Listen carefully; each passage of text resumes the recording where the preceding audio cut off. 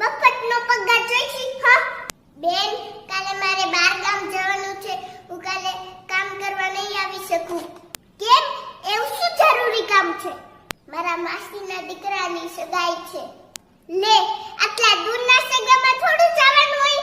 તું નો જા તો થોડી સગાઈ અટકી જાય.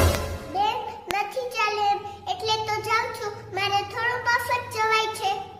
હા, જઈ આવ, બીજું શું? હાલો, તમે સાંભળો છો?